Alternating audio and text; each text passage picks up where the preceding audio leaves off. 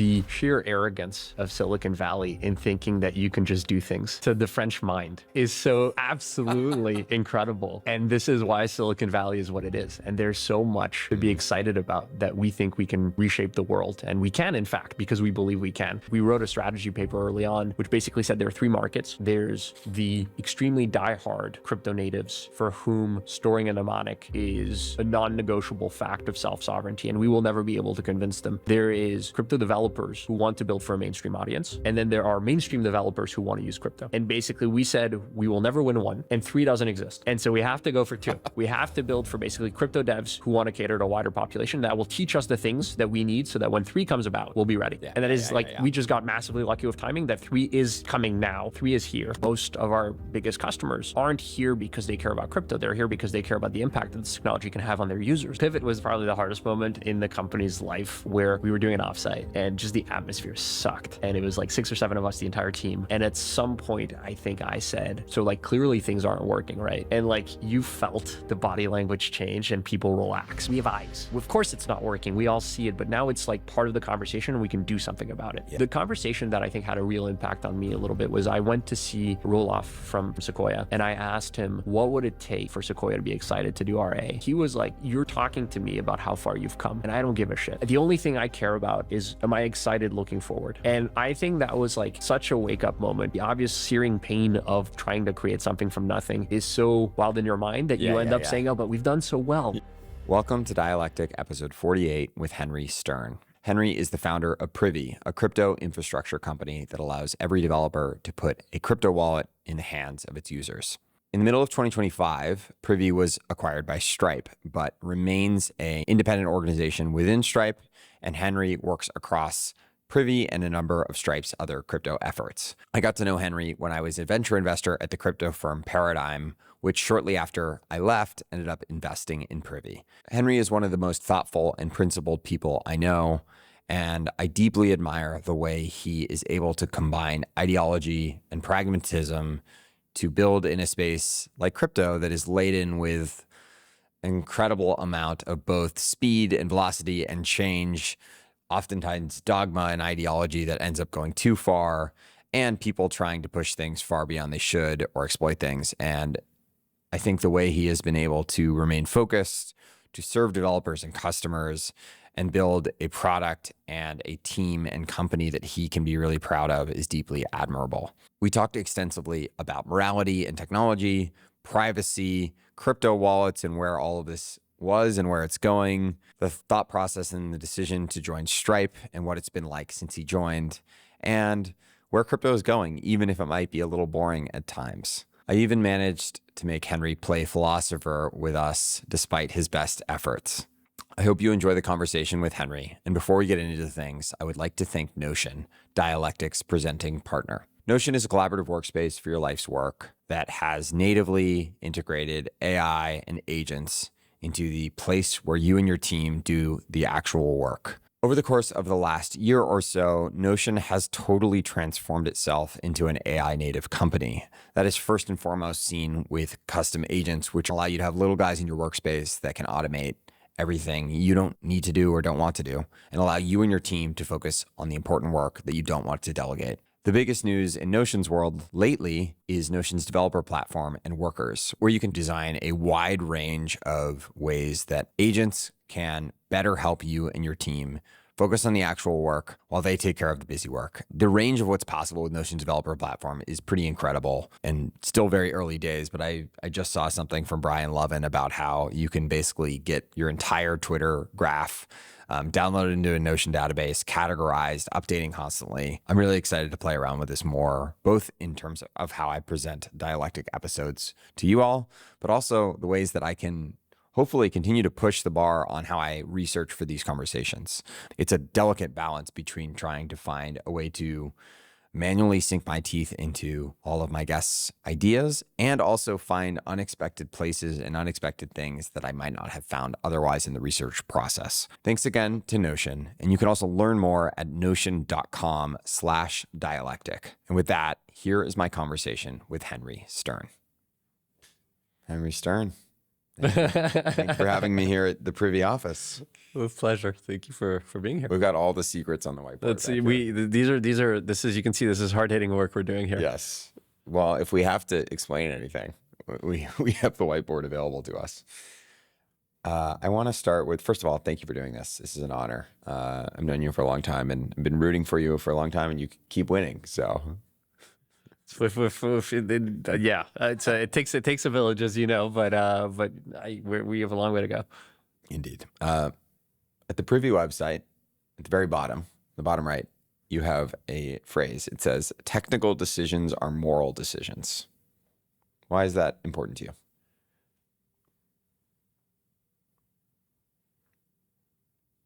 Sorry, I'm thinking. I mean, the reality basically is, like, as software eats the world, the question of like what is the part of moral valence that software builders are accountable for just like grows. I think when we set out with Asta to build Privy, we were building something that had to do with ownership and with privacy and with how the web works. I want to start with the premise that, we are fallible and we will make mistakes. And the best thing we can promise is we care so deeply. And when we make the mistakes, we will react accordingly. And that's what it stood for. And I was like, we should actually just have this on the site and just have it be something that we remember, because whenever we start LARPing as we know truth, and if you don't agree with us, then, you're a heathen, or conversely, like, some nihilistic converse, but they kind of meet of like, it's all about, pragmatic distribution, and this has no, this, stop overthinking it. I think that the truth is more nuanced. And so I think starting with a premise of this is going to be complicated, but we're in it and we're thinking about it and we're accountable to our work was kind of the bottom line that we wanted to set in starting the company. You mentioned sort of like close to the metal. In some sense, the story of computers is like abstraction. Yeah. Like getting farther and farther away from the metal. Obviously, there are elements of crypto that involve technical rigor and proximity, ideology, all these things. But like at a super, and I want to talk about different elements of this, whether it be privacy or self-custody or otherwise. But like what we've sort of seen is that like people prefer convenience over whatever ideological or technical or close to the metal thing ad infinitum. And so how do you think about that maybe under the lens of that statement? Crypto is a very interesting foil, and I have many views, but it's a very interesting foil because it is the best and the worst of a lot of like creative endeavor.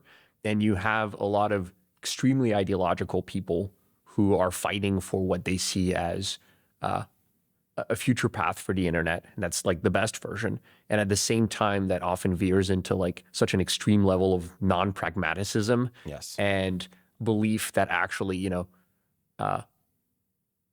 everyone will adopt these experiences that if you actually just take a step back for a second are so obviously broken and there's no world in which it happens. And so I think what we had was a few experiences where we would go to talk to a user. We would say, this is how we've built it. We would get absolutely like basically destroyed for like, but you guys are building this on AWS. How can you trust a centralized cloud? And we're like, everything's encrypted end to end. The keys are managed by the user. And they're like, yeah, but no, the data won't be available if AWS decides to censor you. I'm like, that's a really good point. There are solutions we can come up with it when that becomes the threat model, but also for now, the threat model is more about privacy than censorship. And like, you would talk yourself hoarse, nothing would happen. This person would say like, you were like demeaning the space. And then you'd go back to this person 3 months later and they were taking PII and dumping it in a Postgres database on their side. And you're like, what happened? And they're like, well, gone for gone, in for a penny, in for a pound. Insofar as I'm going to like, do this, I might as well just do it easily and I will take on the risk. And I was like, there's no intellectual consistency here, basically. I think a lot of the lesson here was, one, let's move away from trying to please everybody. Let's try and figure out what's right for us as users, where you're right. A lot of tech is about intermediation, but we want to know that if we scratch, we can figure out how things work. And so that like stood out as becoming like, this is the right line for us to have as a company. And like, if you go to our security website, we have a security FAQ, makes me deeply uncomfortable. It's very transparent. It's how, Andrew McPherson, who runs our security team, ended up joining the org. He was like, this is like a very unusual security FAQ, but it's like very honest in a way that I haven't seen and makes me want to work with you guys. But I think that was the line, is like, I think intermediation is a fact of life. I think privacy is not something people will go out and buy in and of its own right. But I think that doesn't mean that we can't try and build better tooling just the same. And this is why I'm, in many ways, and it's obviously a very complex issue, but like a big Apple fanboy is like, sometimes things are just nice because they can be. And like catering to human qualities is not a good product building thesis. Catering to the 7 deadly sins is a much better product deadly thesis. Yeah. And in our case, we tried to appeal to privacy, and we actually found that appealing to convenience and greed were easier, but baking privacy and sovereignty in was the way that we could do it. What do you think, maybe back to that first statement? And sorry, I'm painting greed with a wide brush by saying basically the ability to monetize your products better. Capitalism is greed under that definition, which I don't find it to be. Yeah, and you're abstracted probably even a further level in that you ultimately serve developers. But yeah, for sure. I talked to a philosopher late last year ad nauseum kind of about a bunch of elements of kind of how things have started to fall apart. And one of the big parts of it is that, at least in his view, this Silicon Valley or the technology industry writ large has this sort of view that technology is morally neutral. And so like you should just build technology and it's about what people decide to do with it. Yeah. I guess I'm curious about your reaction to that idea in general, and then how that sits next to this technical decisions are moral decisions, which if not, I don't know if it's in complete disagreement with that idea, but it's certainly not in total alignment. I think it's just a narrow field of view in a sense. Like if you, again, like software has eaten the world in many ways, like technology is everywhere. And if you take a wider lens at it, like maybe the technology itself is neutral, but the way in which you market it, the people you cater to, you're ultimately trying to spike the ball to tell people how to use it. And that's certainly not neutral. And so I think I broadly, I guess, agree with the idea, which is the same technology can be used for great things or bad things. Nothing is inherently one way or the other. But basically, I think by the time like a human, it's like Schrodinger's cat. The technology is the moment you've looked at it, it has moral valence to it. And I'm less interested in defining what is moral and what is immoral. And I'm far more interested in people not being hypocritical and like owning up to what they're trying to do. That's my main like piece, is like you should own basically the outcomes that you're trying to drive the world towards. And as someone building tech, then you have a responsibility towards that. I interned at Palantir for a hot minute and absolutely drank the Kool-Aid. But during that internship, there was a privacy and civil liberties board that they would put the interns in contact with to just show them this is how we make morally complex decisions. And at least at the time, the viewpoint was, as an engineer on the team, you need not work on anything you don't want to work on. Right. However, the company may choose to work on things that you personally disagree with. Please voice it. We will take it into consideration, make a company decision, including this Privacy and Civil Liberties Board, as to whether or not we want to continue doing this. And ultimately, the bottom line is there will be someone to do these things. And given a choice, we would rather sit at the table and be a part of building it rather than let someone else who cares less do the it. Google do the Google thing where it's like, we're not gonna bother. We're not gonna work with the government at all.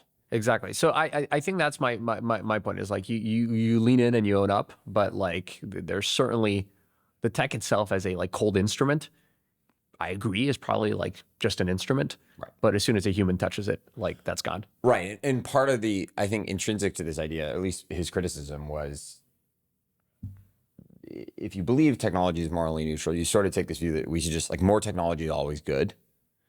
Maybe put it a different way. You are morally motivated, is my sense.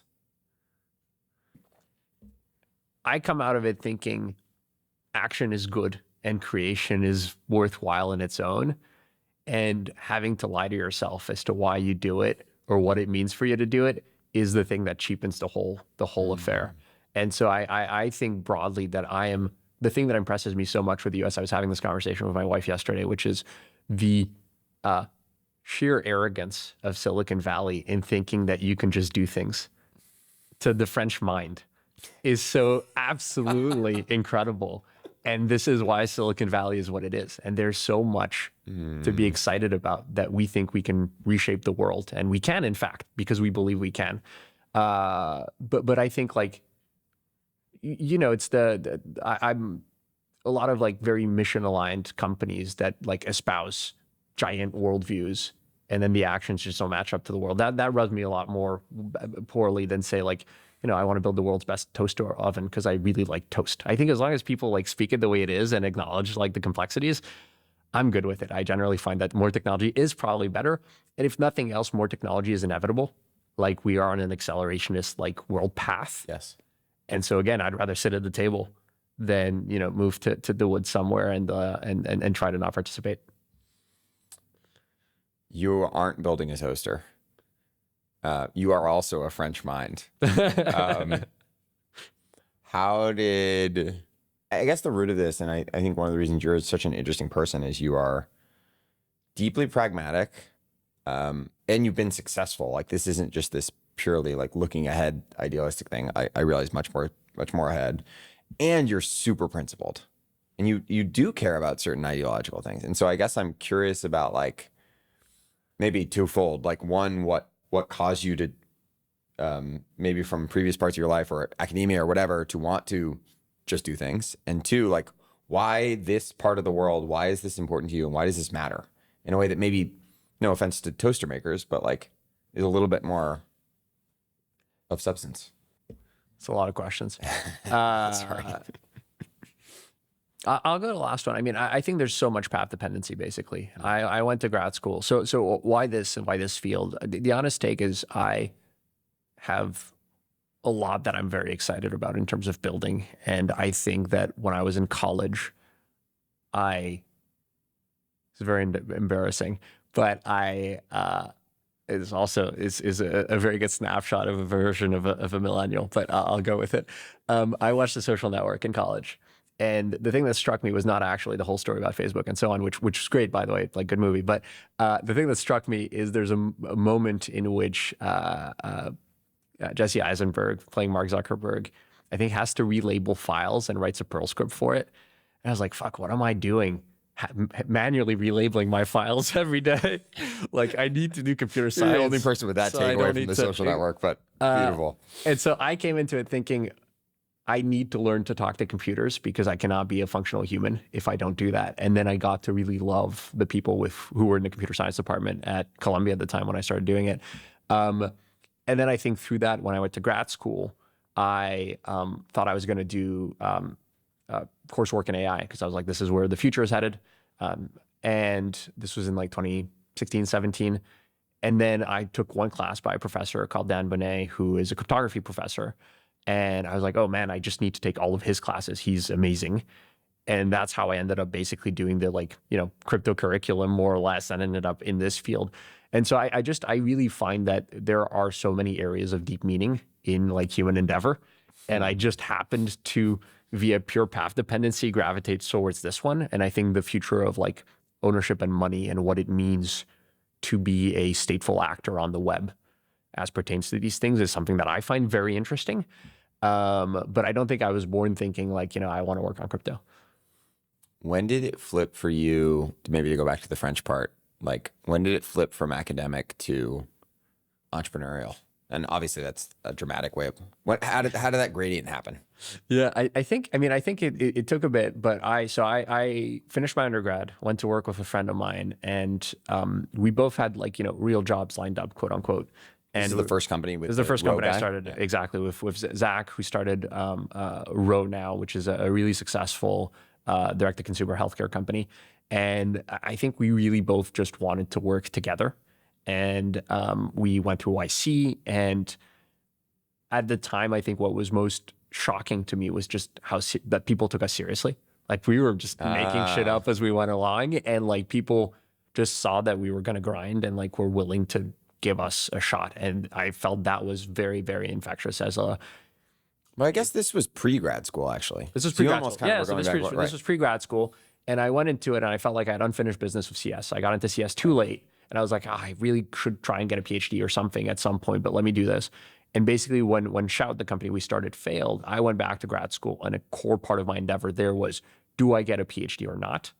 And I think at that point, it stood to me that like I wanted to build products and like what was a good place to do research and build products. And that's how I got into crypto post fact, was like, actually, this is the job I should take out of grad school, was in crypto, where I can do research, but it leads to products being shipped.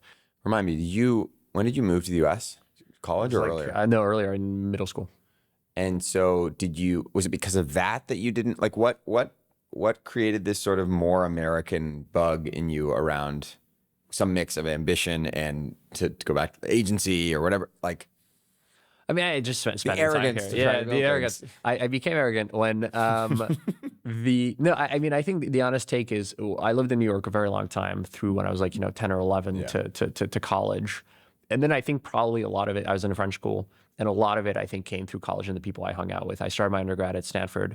I was around folks who were just very unusual in the best of ways. In like, one of the projects I was very lucky to get involved in through one of my RAs, Alan, was we built a tree. Like we went in a backyard of one of the row houses, and this was, I was like the wide-eyed freshman joining along because it sounded fun. But basically, this is folks who were really into theater tech, who had decided to like try and build a physical sculpture to something. So I think one year they'd built like Egypt in a dorm room, where they'd put down a tarp, stolen sand from the volleyball courts, and like put it down, and then tried to like rebuild that. And this year was a tree, and they were trying to build the tree of life from Norse mythology. And they wanted to host dinners in the tree. But what they did is like, it was a metal structure that had been welded together with then some chicken wire, monster mud. And we had shaped this like theatrical tree that then ended up having a table for like 12 people and like hosting dinners and so on.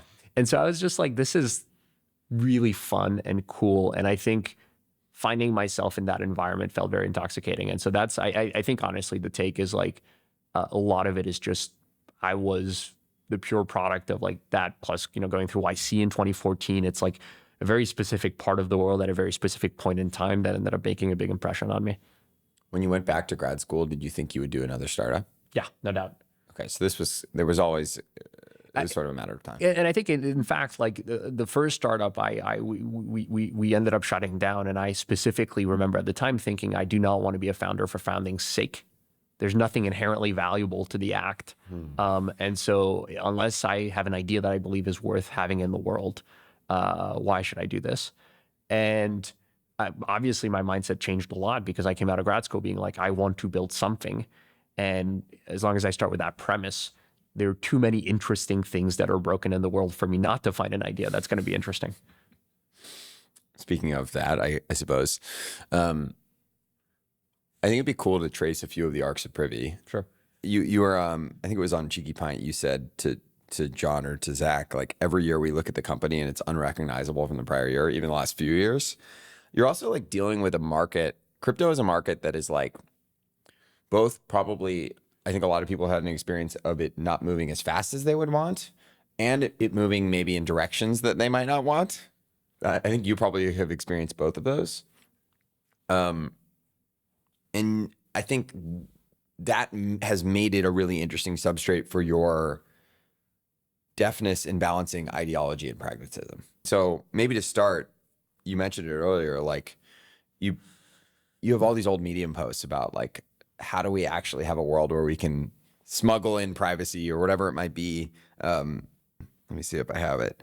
Well, one of the titles of this post was great. There's too little to be gained from treating your users' data with respect, which is probably, I think, maybe broadly still true or still felt, and really an example of like, nobody actually cares about this. Yeah. Why does digital privacy actually matter?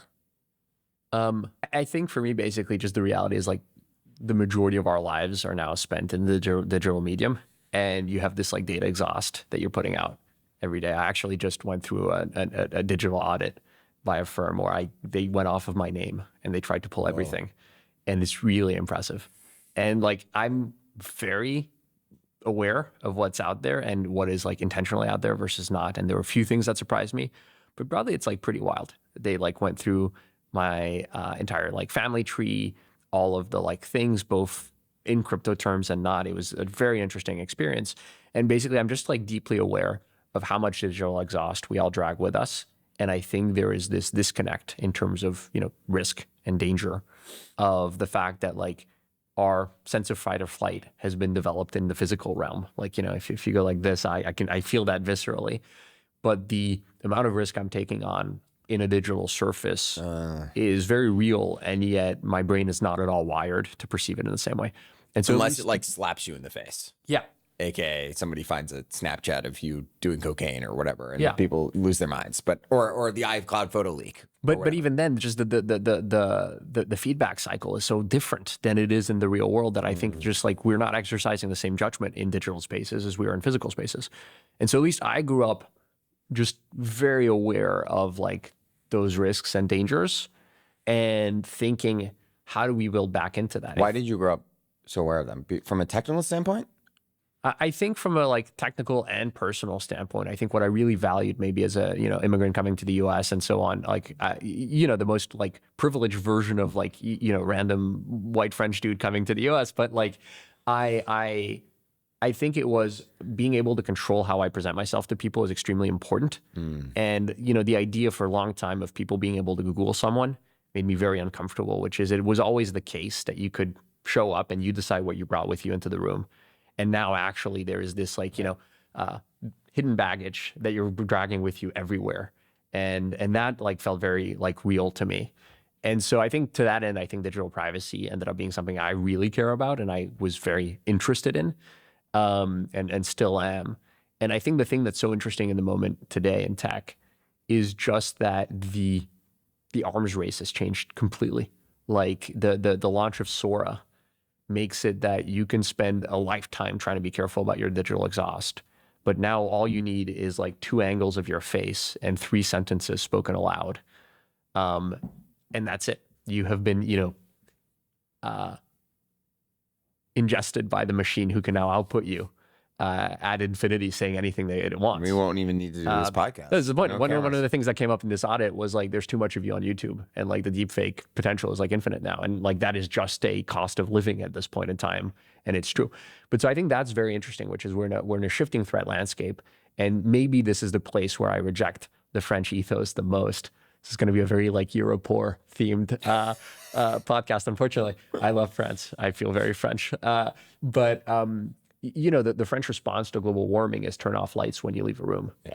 And it's so clearly not a useful mindset as opposed to thinking about how do we change how like nuclear waste is recycled? How do we, and so like, I think that the acceleration has been to see the world as it is, be truth-seeking, understand the way things actually function. And given that fact, how do you then counterposition to lead to the best outcomes as opposed to trying to rewrite the world? So I'm coming back to the prior question, but I think crypto's biggest sin is trying to reinvent the internet and financial systems from scratch. It's a very useful intellectual exercise, but that is not how change happens. Change happens based on where we are today to then moving the machine in the direction that we want. And very seldom, in my opinion, is there such a disruption that completely negates past innovation. Yeah. And we just get, the Neanderthal to compete with the Homo sapiens. Like it ends up being some inner binding of the two. And we're seeing it play out in AI today. But I think the question of like, how do you protect your digital privacy on the web when AI just makes it that the level of input that you need to destroy privacy is infinitely small is actually quite interesting. And so I'm actually, not here lamenting AI and saying it is the end of everything. I'm just saying like, the stakes are super high and the tools at our disposal are very interesting. And to the earlier point still of like, moral valence of tooling, creation of like napalm led to the creation of the best like burn creams we've ever had. And so like the solution isn't the problem if we know how to look for it is I guess my hopeful take. You use the words destroy your privacy. There was in one of those old Medium posts, you have this interesting distinction between privacy and security, but I like to go a little deeper on. You say you can define privacy as the state of being free from unwanted public attention or observation. This is different from security, whereby a product or service works as its creator intended and does not unwittingly expose or leak information. The relationship is one way. Bad security means bad privacy, but good security does not necessarily mean good privacy. Secure products can degrade their users' privacy. In that sense, security is about creator intent, while privacy is about user intent. Outside of like making sure you are secure or safe, what are the ways that privacy actually matters? I think to me, it's like, this is the most hokey sentence ever, so bear with me. I think it just comes down to like, how much right to self-determinism do we have? And that's the distinction between like privacy and security. Security is systems work as intended. Privacy is, to me, people can have the expectation that the things they think are happening are in fact happening. And so it's much more in the eyes of the beholder. And again, like privacy is, there's just no single definition for it. Like some people love being extremely public on Instagram and they have a very different, and yet they can have a sense of privacy that matters to them, but their definition of privacy is very different. Yes. Yeah, I don't know. I think in a world in which basically you were just the composite of all the things you've ever said, written, and done, this maybe has some like weird tie-ins into cancel culture as well, but like in a world in which you are just those things and that is what exists of you, then like there's just very little ability to make willful decisions to change things in life. Like you are the sum product of everything you've ever said or thought, and saying, actually, I've changed my mind on this doesn't really matter anymore. Yes. And so I find that there's something like deeply problematic with not being able to have like, maybe humans, we're so far down a rabbit hole, so please take us out. But humans, I guess, intrinsically have some version of like a decay function where the things I thought a year ago are not that interesting to me anymore. The things I thought 6 months ago, a little bit like more, and so on. And so there's probably actually some weird curve where like the things I thought when I was 7 years old remain extremely important to me. Yes. And then Yes. but I think the way we're able to filter out opinions, hold opinions, and then over time filter them out to get to where we are today is really important. And I think in a world in which everything is recorded and stored and can be brought back, it just completely changes our ability to like, determine what we want to do moving forward. And Lightness is a virtue. Lightness can be, you don't want to, accountability matters, and being able to move through the world without the weight of everything. Yeah. Is freeing in a way that I think is like, this might seem so strange, but I was listening to Kevin Kelly talk about having like a belief in the future is really important for being able to move forward in the world. And this almost feels like the inversion of that. It's like not having to like know that your past is chasing you. Yeah. Again, it can be easily like taken out of context and applied. Like it's not an argument against accountability, but. No, and maybe this is like, this maybe just points to my deep cowardice, which is one way to do it is to try and be extremely vocal about the ways you change your mind and have original viewpoints felt strongly that you embrace. And you have, a handful of figures on the web who have very strong ideas, very polarizing ideas, and they change very quickly. And again, as long as I can see some version of like an intellectual through line for how they got from A to B, I like love that. And I find it to be so inspiring. But I think the alternative is that's not very like, private. Just that's the point. And I think the alternative is don't engage in that way. Don't let people see these things. These are conversations that we get to have, in this case on a podcast, but typically one-on-one.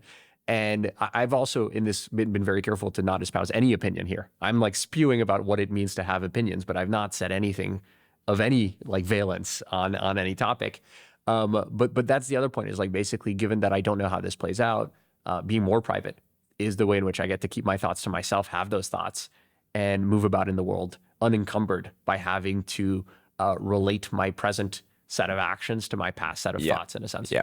Yeah. And maybe to tie it back to identity, there's some level in which maybe part of what this informs is an ability to like move lightly through the world with multiple identities too, that don't need to be like the classic thing, like who you are with your mom versus your wife versus with your best friends from college. Like those being different doesn't mean you are in conflict as a person. And yet our digital lives like make it harder for those things to be harmonious. There's this rumor going around crypto circles and Stripe that I am in fact the heir to the Patek Philippe family. And that's because there's a Henri Stern. I saw this in my research. And it's just obviously very untrue. But I've had people come up to me and say, man, your watch, it's so cool. Like, what a fuck you to your family. And I'm like, I have no idea what you're talking about. But then I found out that that's what I meant. And I find it really fun when basically like, that version of like the substrate of information that we have in the world ends up being completely wrong. And so actually that's a fun idea that I like to toy with, which is like, can you have like misinformation canaries about yourself on the web where you just put out every here and there a completely false fact, but just to kind of trace how data makes it through in identity. So various musings. It's fascinating how we are just like we evolved to like have this gossip and these sort of like local contexts of information you might have heard about a person. Yeah. And now over the last 25 years, but sort of over the last 80 years, now there's a possibility that actually someone can know a tremendous amount about you or have a tremendous sense that they know a lot about you and bring that in. And some of it's stated and some, yeah. But I think the other interesting question, and for what it's worth, like no one cares about me, which is so lucky. At the end of the day, like the version of we're trying to change that here. Clear. Thank you. You know, there's a Victor Hugo quote to live happy, live hidden, and the point is anonymity in itself is such a blessing, and I think it's a very complex thing, right? Because I only have a Twitter because of work, personally. But also, like I'm a deep lurker. I enjoy reading other people's stuff, but I don't exactly. But I don't enjoy putting out my opinions because it feels so valent in a sense.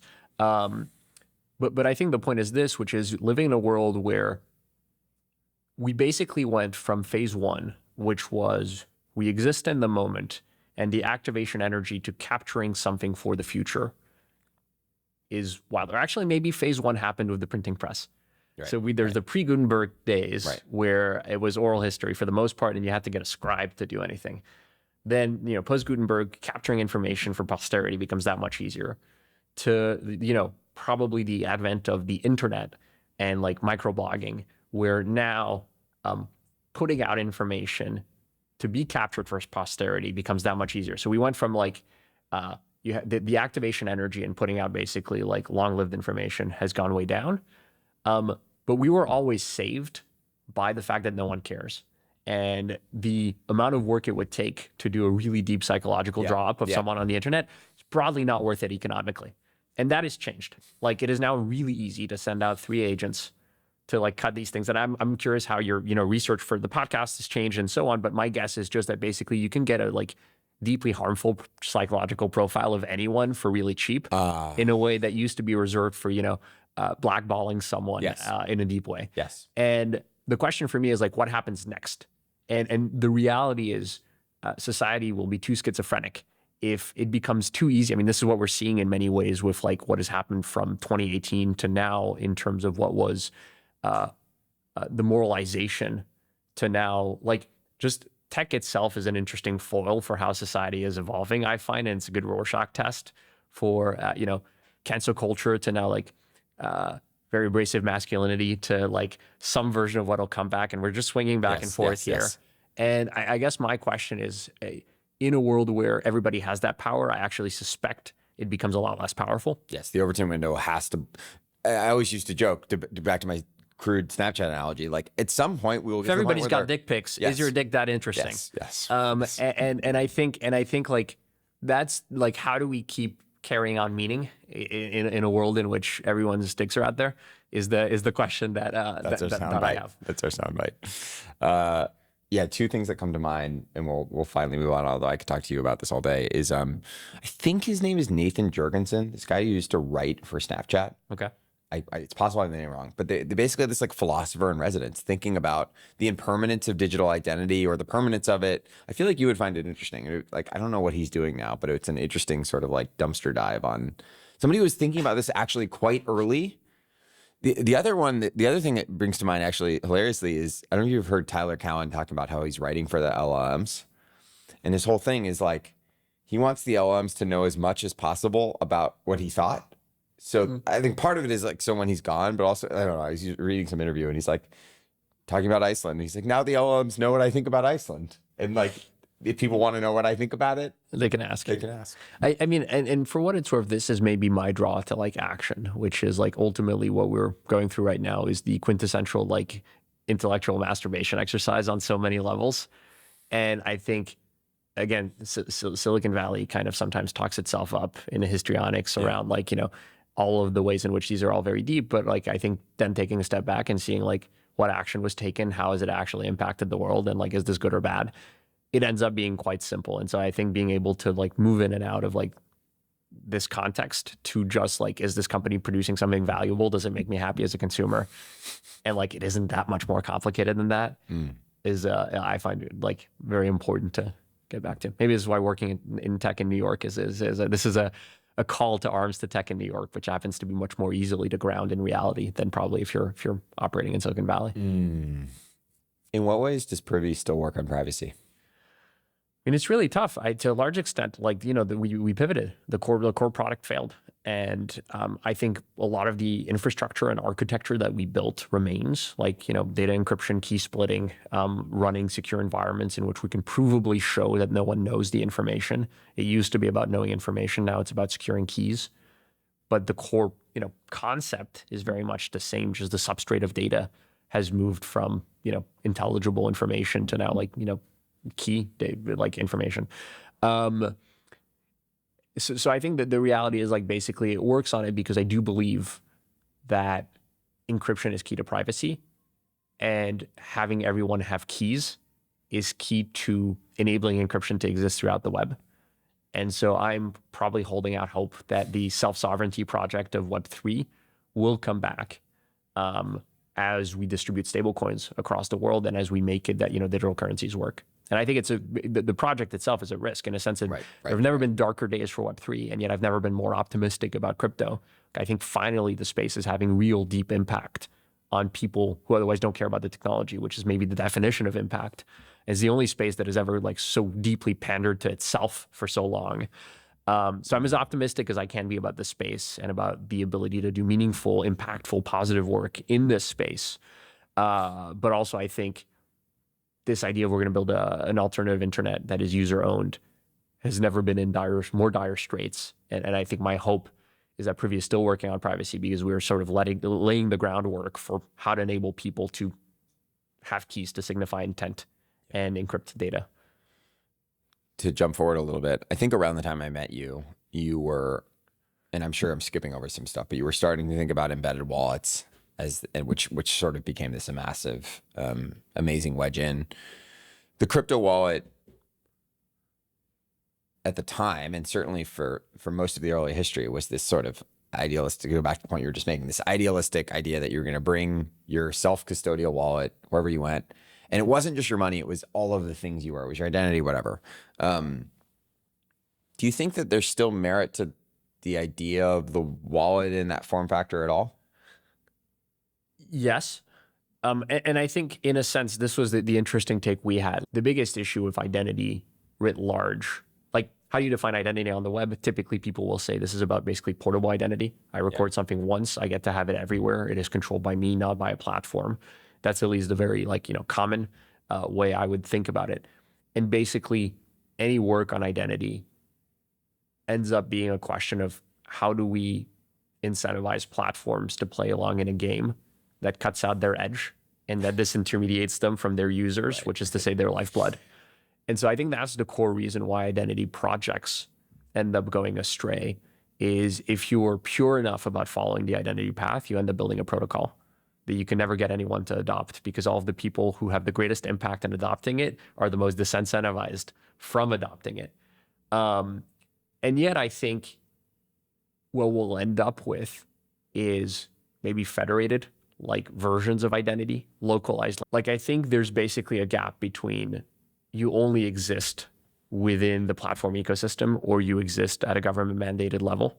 And I think basically being able to federate different parts of identity between platforms is still a very viable dream. And I believe that like having basically digital currency that can flow between platforms is actually a very easy test bed for figuring out what a wider wallet can do. If I have a wallet that allows me to take currency in the digital form from platform to platform, then saying, currency is just one type of data, but I can take other data. I can take KYC information. I can take my driver's license, is just a spring from there. So I think there's still merit to the wallet, but in itself, I would recommend that no one work on that wallet in itself because it doesn't solve a lived problem for any user in a very direct way. And yet, in some inverted way, as I understand it, feel free to correct me, the embedded wallet was really I don't know if that was the exact pivot, but that was the sort of like unlock to really make things start to work for you guys, at least in terms of the kind of core goal of serving developers and having Do you disagree? No, I completely agree. But I think what we did in doing this was also there's a reason the embedded wallet doesn't have a first class feature right now around social security number encryption or things like that. Like we moved to saying, not only will we give, we will basically move from being this like horizontal platform that can capture any data to being a very verticalized one that can capture one type of data, which is what assets do you hold and how do you make them easy to spend? And then what we did was we'll say, and this moves from being something the user has to willfully, intentionally bring with them to this is something that a developer can build into their platform. So they are now building, a global store value or, fintech, whether or not they sought it, but like now value can be captured at the app level, controlled by the developer in the UX that they want. And so I think like the unlock was saying developers can build with crypto without needing their users to be crypto people. I see. And is that what made the company work? To wildly. Yeah. When did it go from you're working on allowing customers to basically manage their users' data in a way that was responsible? It wasn't really working. You were acquired by Stripe last year, and you were quite successful in some dimension of things. And you have, if we wanted to put maybe the crudest analysis on it, there are millions of people who have Privy wallets by way of your developers. Like what was the inflection point? I think there were a few chapters, but basically through the first version, it was purely vision built. And it was, this is what we think ought to exist in the world. Can we get people to agree? We launched a product in like December of 2021 or 2021. By April, Asta was like, this is not working. You weren't. She was like, this is too hard. We're pulling teeth. And I was like, yeah, but like, this is about grit and so on. And by July, I was like, all right, yeah, you're right. This is like too hard. It should not be this hard to get people to care. And like, we are trying to reshape nature as opposed to like, the market always wins. And we are trying to change human behavior. And that is not the right path. Like we need to figure out something else. Were you most trying to change people? You really were just trying to sell developers something they didn't care about. Something they didn't care about and something their users weren't asking for. I see. And we were trying to convince them you should care about this. And by the time you're doing that, you've already lost the game. You've lost the plot. We're not we're not an advocacy group. We're a company building products. And so I think we by July, I came to agree with her. And we had a few paths. We were like, okay, what have we learned? You had already raised from Sequoia. We'd already raised from Sequoia. And I think this is where there's real truth to like, the idea maze really matters. Like in so many ways, we pivoted, but like it's so related to what we were doing before. And I think part of the question we had over that summer was, do we just reset, start something entirely different, go to AI or whatever? And I think the take was like, no, we still really believe that there's something here in the idea maze. We just went in through the wrong gate. So let's like get out of the maze. What did we learn about the path we charted? And let's go back in. We were pretty methodical about it. And we came to a few ideas. How sacred was selling to developers? Very. Okay. Because I'd worked on consumer products before and I know how hard it is. And so that was not questioned. But it was always developer specifically, developer infrastructure. And I think that was the sense here was like, it's what we know. We're both developers. We care about the craft. And like, frankly, again, like if like you want to be selling the means of creating the future, that is a very good way of like having impact. And so like developer tooling is the way in which we get to start. That wasn't questioned, interestingly enough. But and so we got to this idea of we need to change onboarding. It started with onboarding, and we knew that embedded wallets were a part of it, but actually the first launch was not embedded wallets. It was enabling people to auth into crypto apps and link their existing crypto wallets to an auth system more easily. And we basically we'd seen the data, and the data was people want to have key management be easier, so we'll have to build that next, but we're trying to cut very thin MVPs. And so basically by January of 23, so a year later, after the initial launch, we relaunched with this new product. And we had like very, one foot in front of the other goals. Our first quarter, we were like, we need to have 5 customers in prod. Our second quarter, we're like, can we make it 12? Our third quarter, it was like, can we make it 25? And we got very lucky because there's an application called fintech that used us. And we were very clear that like, that used us, that blew up. And then everybody started copying them. And so we went from our goal being 25 in Q3 to having about 150 developer teams building with us at the end of Q3. And at that point, we had enough data and enough like customer contact that we oblivion or irrelevance was no longer the threat model for like why this wouldn't work. It was like us just messing the product up, not being able to scale.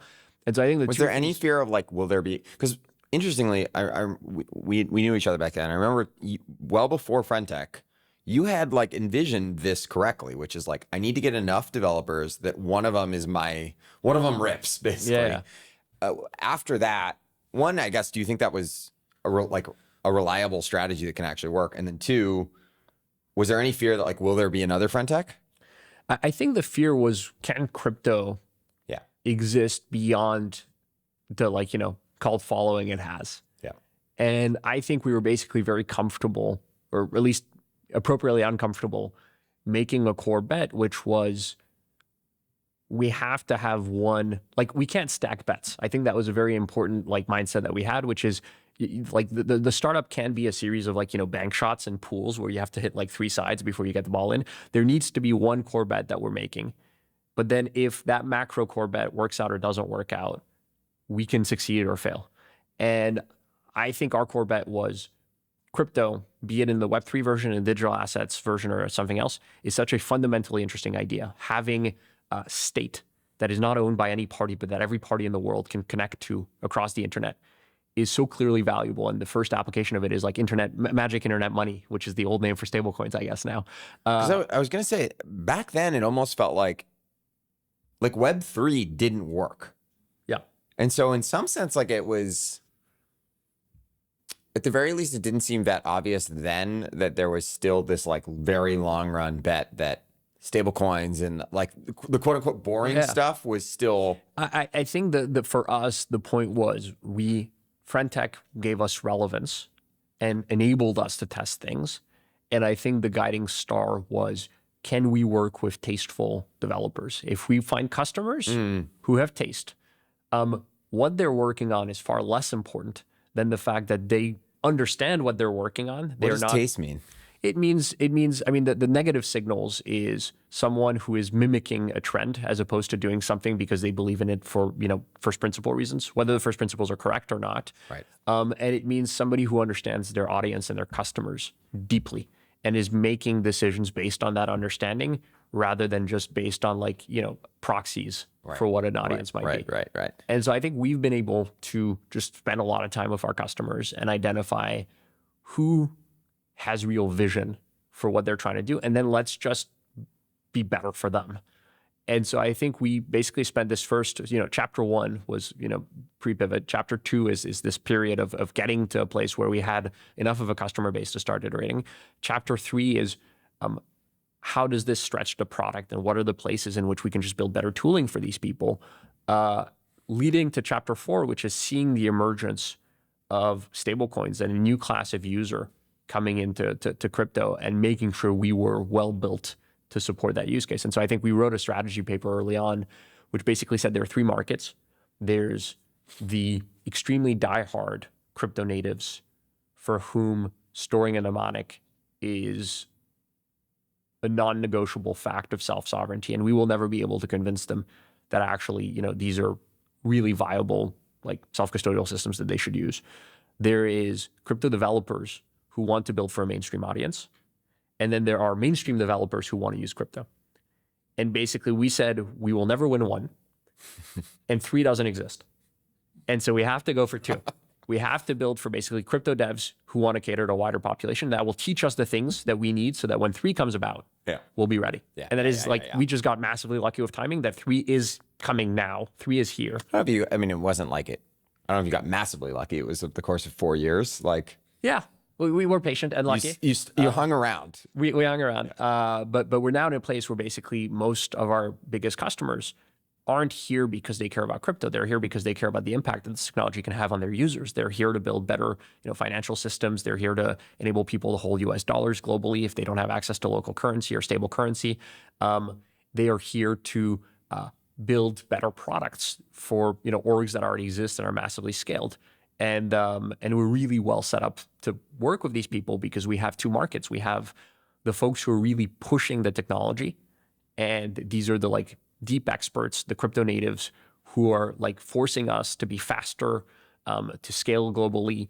The reality is DeFi is just doing so much more transaction volume today than stablecoins. So we know that we can scale to hold any stablecoin thing because we've scaled to support Hyperliquid and Uniswap and Jupiter. Yeah. And on the other side, fintechs and marketplaces will kind of actually distribute this technology more widely. So it's very much a two-pronged approach to product development and being very clear around what is our customer's optimization function here so we can make sure that the product is right for them, but then making sure that like we're able to work with startups and enterprises in a way where they feed each other in terms of product quality. You referenced on an earlier podcast having written this document, I think probably in 2025, but maybe it was 24, about the sort of two paths between trading and stablecoins and not choosing. Yeah. Maybe that's a similar cut on what you were just talking about, but like there was somewhere else you talked about like part of the role is to be a hoodie amongst the suits and a suit amongst the hoodies. Yeah. How has that been? Maybe it was especially relevant pre-Stripe, but it's certainly still relevant today. And I know that you talked about this, like making sure that you don't just go after the stablecoin kind of rise. Yeah, I mean, I think that was probably the second hardest moment. Like the pivot was probably the hardest moment in the company's life, where we were in a room on 600 California Avenue, I think, in San Francisco. It was a WeWork. We were doing an offsite, and just the atmosphere sucked. And it was like 6 or 7 of us, the entire team. And at some point, I think I said, so like clearly things aren't working, right? And like you felt the body language change and people relax, being like, finally, at least we're not just like, and at least we have eyes. Of course it's not working. We all see it, but now it's like part of the conversation and we can do something about it. Yeah. And that was like the start of like broadly a very painful, I mean, it was already quite painful to be working on something no one cared about, but like it was the start of like just figuring out what are we doing, and it was done very publicly.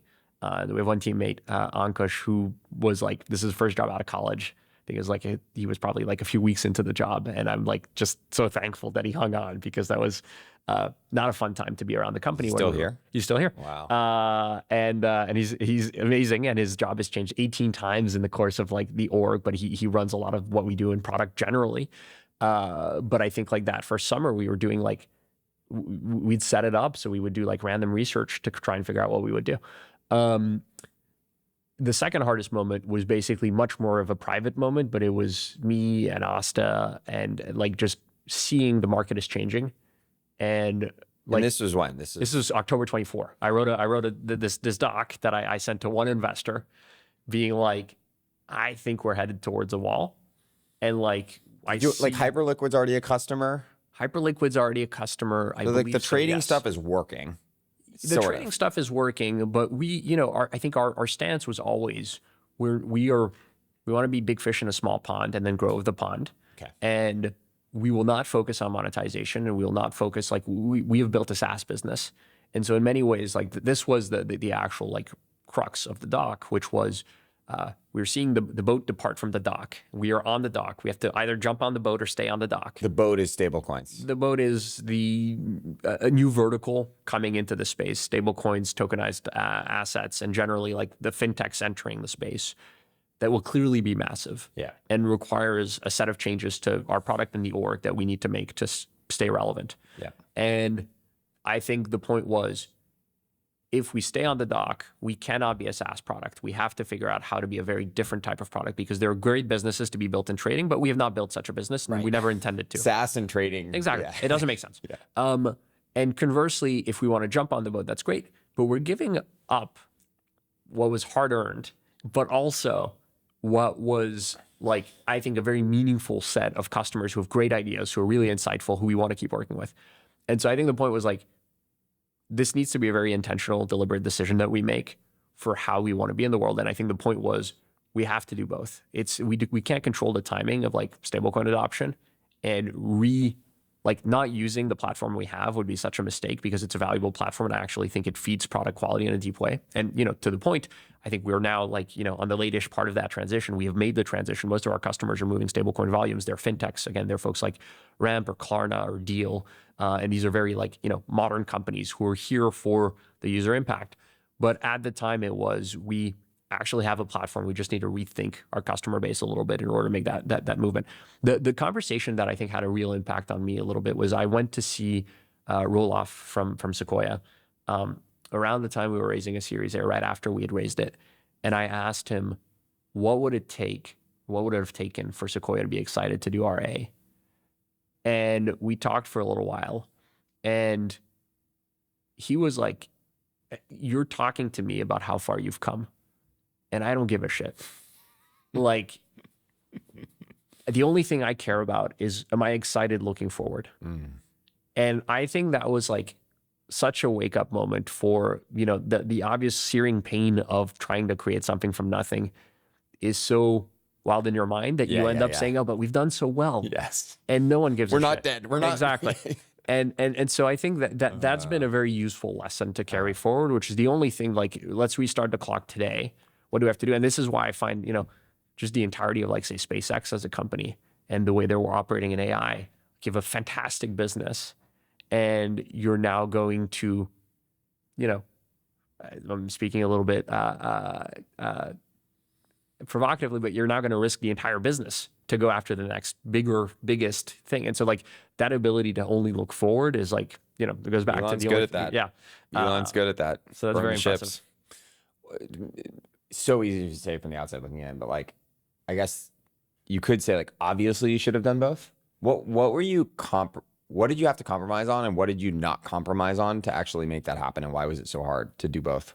Yeah, and to our credit, maybe the thing I like is we did not ape into the space. This is at a time, like, you know, I really do credit, like, Zach and Bridge for inventing a lot of how people think about stablecoins today and making Fetch happen.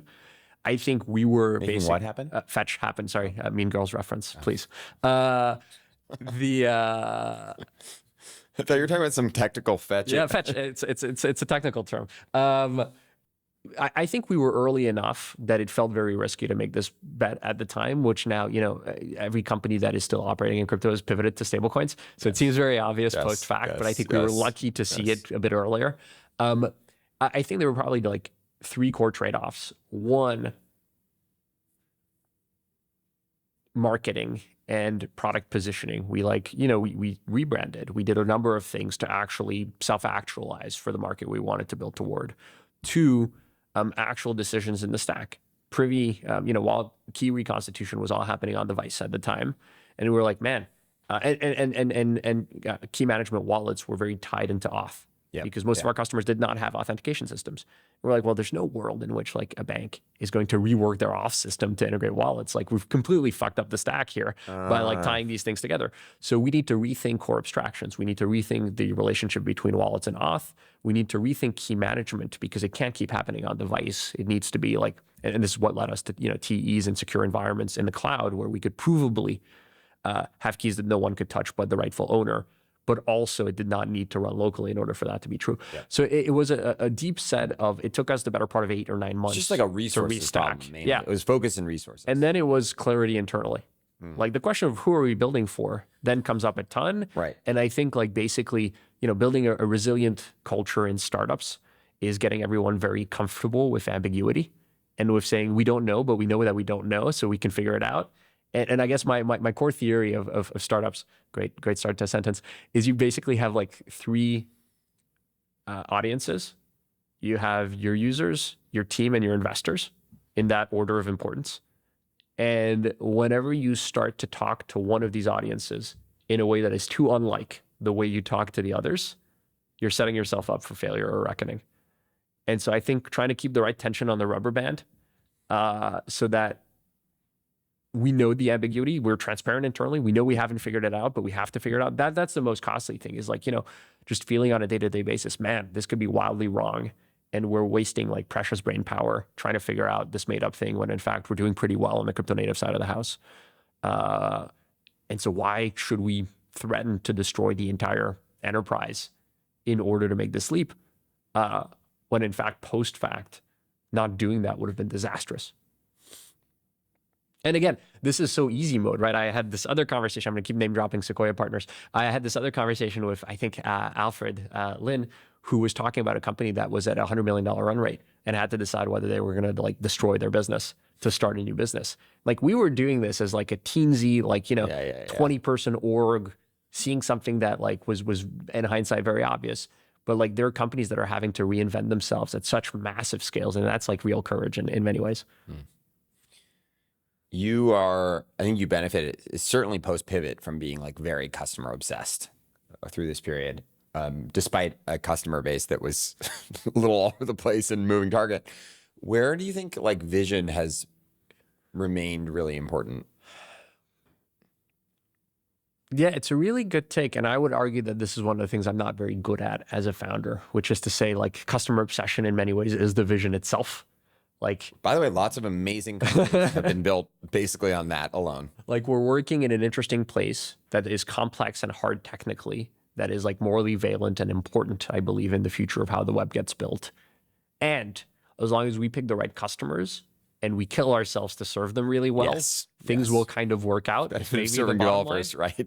And I think that's been a lot of it. I think from there, the parts of vision are, imagine a world in which every Uber driver can get paid out globally in a currency of their choice, can save in the app directly, and can refinance their next vehicle to build a bigger business off of that.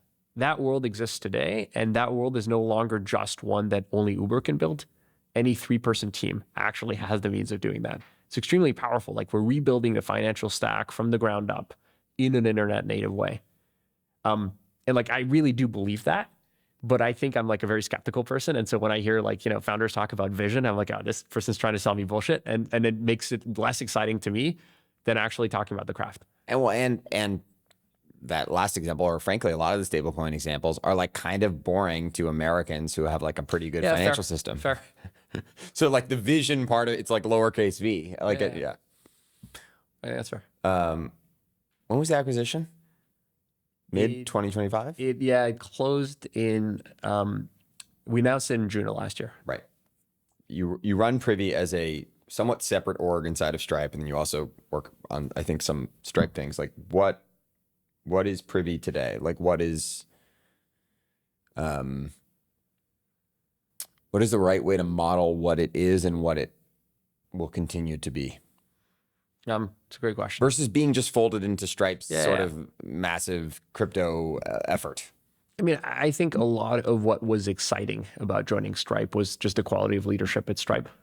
Here, you have me, brown nosing up to my bosses. But the reality is that it was genuinely just impressive to see the scale of ambition, the commitment to craft, and the humility with which all three being true together, they were approaching the space. And that made me feel like if there were to be a home, this is the right home. And I think the point was when we entered, I think we had sort of 3 principles, which is to say we need to continue to operate as a startup. If we stop, we die because this market does not exist. And we are in like market formation phase. Same is true for AI, in my opinion, by the way, which is like the market is annealing and we need to like heat the product and the market to the same temperature to shape where the market goes. But like product market fit is not a good framework for working in a market like this today. What do you mean? Like the market moves too quickly. If we start settling down and just like trying to scale the shit out of something, it'll move out from under us. And so we need to be much more dynamically questioning everything all the time and making decisions that don't scale accordingly. So I think that was like the first. The second is we can't just be a stablecoin shop. I think stablecoins are the lion's share of where value is being built. And I think they are such an exciting development. But I think there's a lot of interplay between different parts of the space that needs to be fed over time as well. And so we should continue to work on both in appropriate measure, but we should continue to work on both. And then I think the third is like, we have to be able to work with like Stripe bridge competitors. I'd include Tempo in that now, but like basically a lot of this stack is being built as an open platform. And if we try to overly verticalize, like the product experience needs to be seamless in the parts where we are working together. A developer should not have to see where one product begins and the other ends. Like it should just feel like a cohesive whole. But for those developers who want to shape their own stack, the pieces should work modularly as well. So those were like 3 very clear things that I felt strongly about coming into the conversations. And was Tempo already a part of the conversation? No. Okay. Or at least not for me. Yeah. And so a lot of like, that was an explicit part of the conversations that we were having. And then I think it came down to, some version of like, do I believe the powers that be that they mean this, and that like we get to do really excellent work together, and that in places where we disagree, we will come out better for the disagreement with something that is actually something I can be just prouder of building. And I think so. That's a long-winded way of this is the like core substrate within which I operate. Yeah. And then I think the point is like, Privy is two things. Privy is a developer tool that people can use to embed wallets and access and ownership of digital assets into their platform. And Privy in many ways is like Stripe's wallet stack. And so within Stripe products, Treasury, Link, we're working to power basically the inner piece, and we're like spending a lot of our time with Stripe teams to help shape this. And then we're spending a lot of time with our other customers that are extremely important.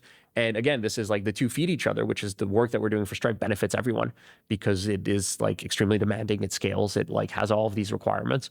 And likewise, like a lot of our customers are running so far ahead of the market that like we get to build a future-proof tool.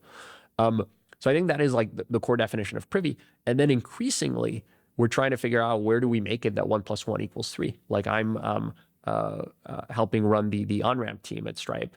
And this is one where Privy basically just really needs on-ramps to work better in order to enable people to load up their wallets with assets, after which it becomes much more interesting to have a wallet. And so the question of like, how do we work both with, on-ramp vendors across the board, because no product is perfect for everyone, but how do we also make sure that the like integration surface between these products is really good, and that the integration surface across the entire, crypto ecosystem, which is to say Tempo, Bridge, Privy, Stripe, is really good. That's what I would say, like my I guess 3 hats today are, focusing on Stripe products wholesale that touch stablecoins and crypto.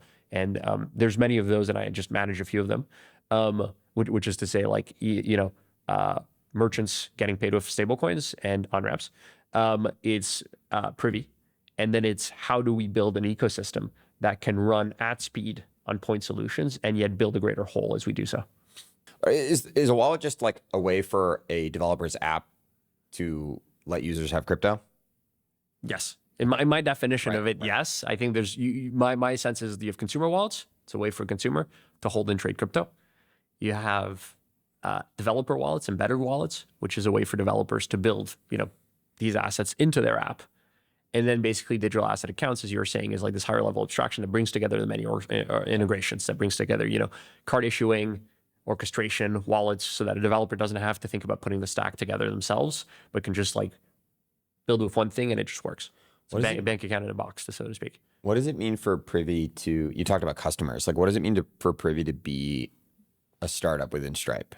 Because versus you working on other things like on-ramps at Stripe, which is another team. Is Privy just a team at Stripe? Like, what is that? It's an interesting question, and one where, my answer is probably very different the more I do work within Stripe and the more I understand Stripe. Yeah. And the short answer is like yes and no. I think one of the great things that startups have going for them is like continuity of vision and continuity of culture. And like, in a sense, Privy is another team within Stripe, but it's another team that's had basically very like consistent staffing and direction for 4 years. Right. And so like we have a lot of internal memes that exist, through pain and good times that can carry forward. And that's extremely powerful, which accounts for like some difference in how we operate. So It's I think like I'm an American and I'm a New Yorker. Exactly. That's exactly right. And I think the reality is like actually the Privy and the Stripe culture are very well matched for each other. And that's not a mistake. Like we literally looked at Stripe in terms of how do we want to build this company. And so we tried to fashion ourselves after the bizarro version or after the marketing version of Stripe. And we're very lucky in that the marketing version of Stripe and the reality are like very close together.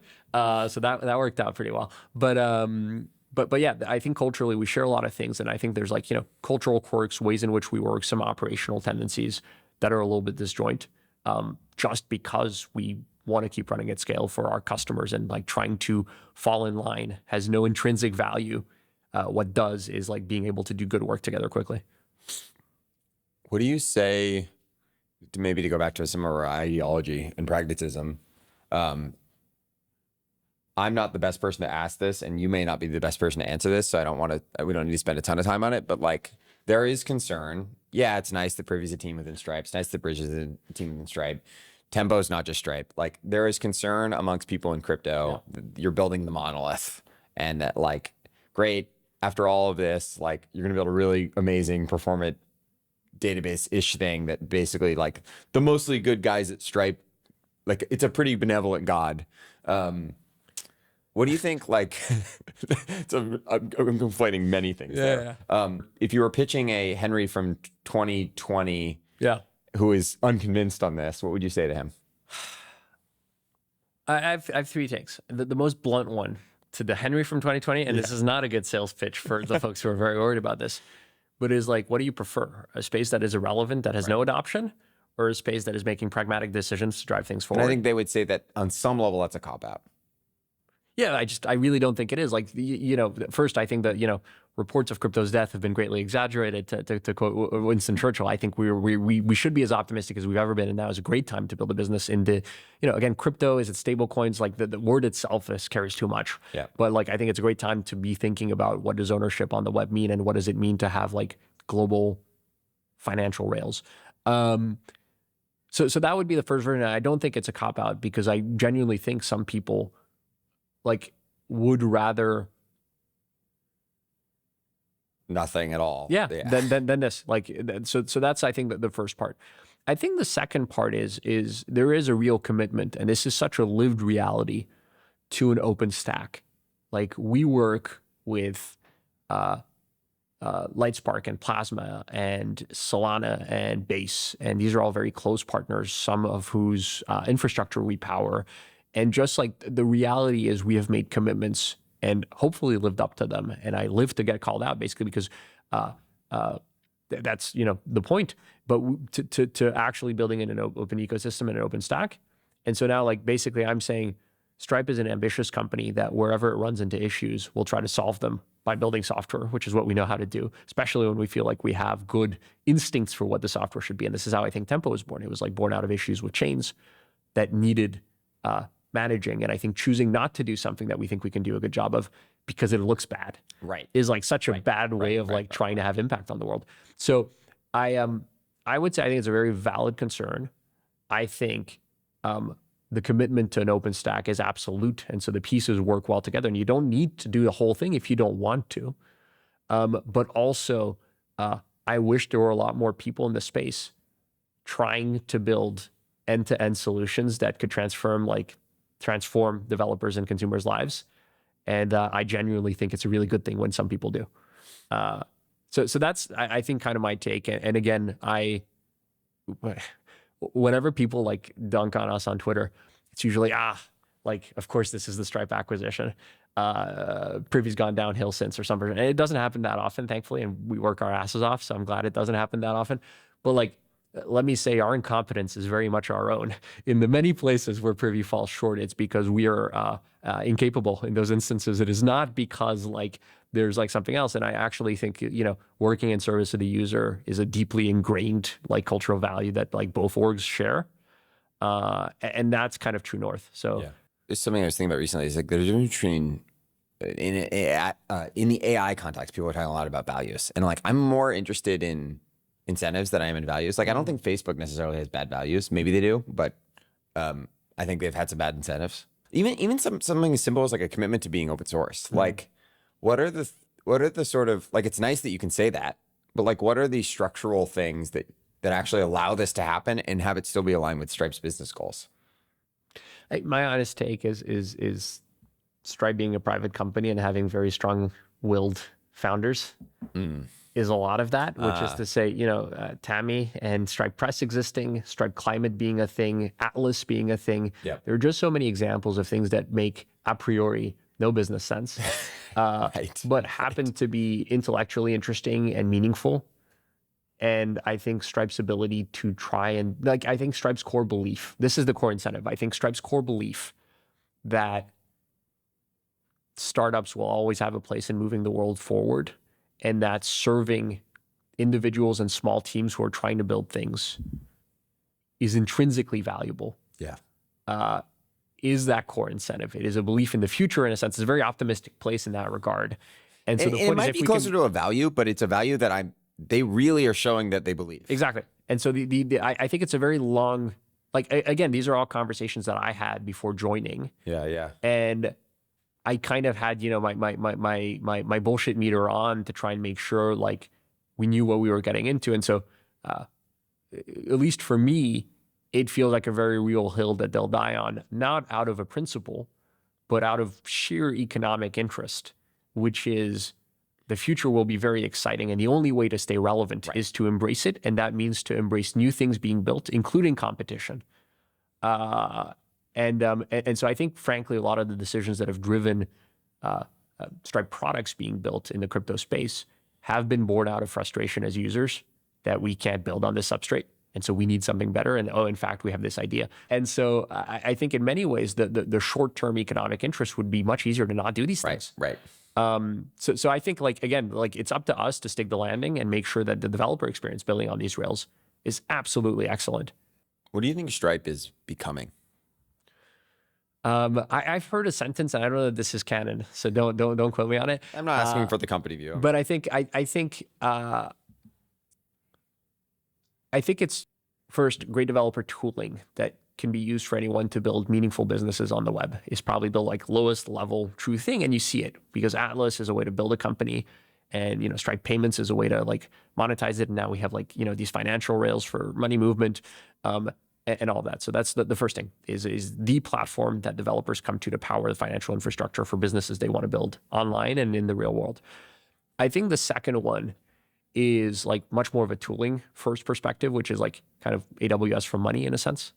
If you move into a world where money is data, then what are the core tools and infrastructure pieces that have to be assembled to build with that construct money? And I think, a lot of the things happening in the agentic world speak to that, which is we're moving in a place where just, sub-cent transactions were never a very big concern, I'm guessing, because no one was making sub-cent purchases. But in a world in which agents can stream payments for content and you're buying by the megabyte, terrible idea. But the physics of money change.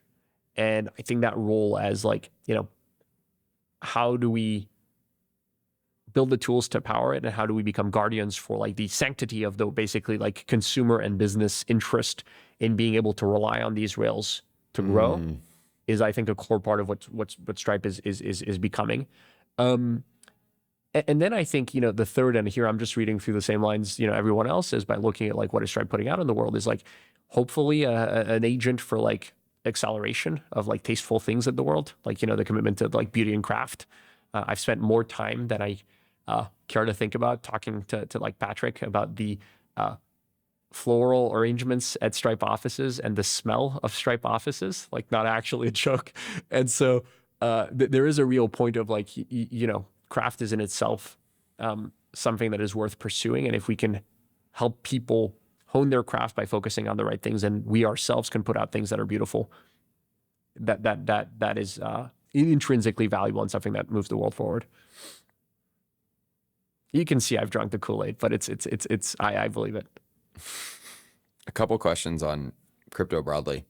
You have a line somewhere. You say the difference in crypto between the theoretically possible and the actually true, which obviously runs through a lot of our conversation. I guess at a super high level, I mean, I did a tour of duty in crypto. That's how I know you.